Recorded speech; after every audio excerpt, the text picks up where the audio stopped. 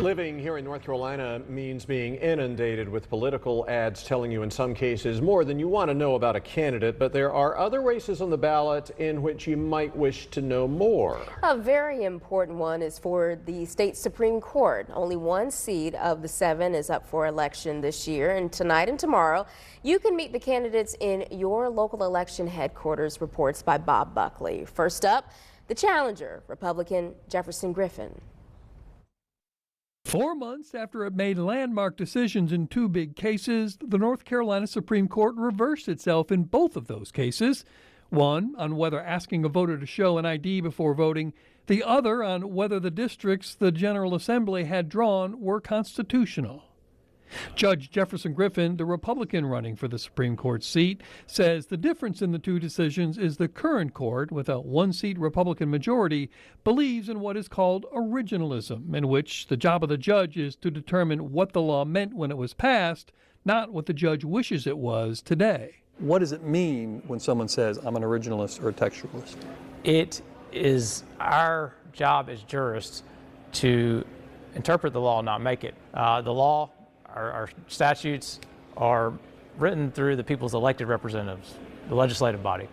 If they want to change that, they can send different legislators there, right? If they want to change the Constitution, there's an amendment process. If we're not careful, we become government of the judges, not government of the people. Should our justices run as members of a party? I can't speak for anybody else, but I can speak for myself. And it does not matter what label is beside my name or anybody else's in the courtroom. Yeah, it's frustrating when some people make assumptions about you, maybe because of that, because of your political party, but if any of that sways you anyway, you shouldn't be a judge. And Griffin isn't only a judge, he's also in the Army National Guard and was called up in the middle of his last election campaign.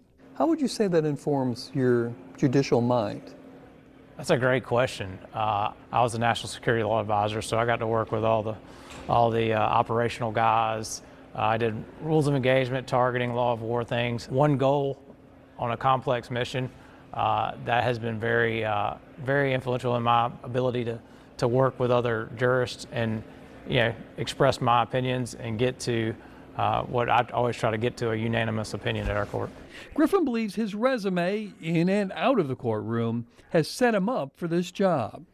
My career has been about service, and I think servant leadership is very important to me through how I conduct myself as a jurist, as a father, as a husband, as a soldier in our state, and when I'm federalized. I think those are qualities that we need more of in our state. The seat Griffin is running for is the only one up for election this year. Bob Buckley, Fox 8 News. Tomorrow night at this time, you can meet Griffin's opponent, Democrat Allison Riggs, who currently holds that seat on the state Supreme Court.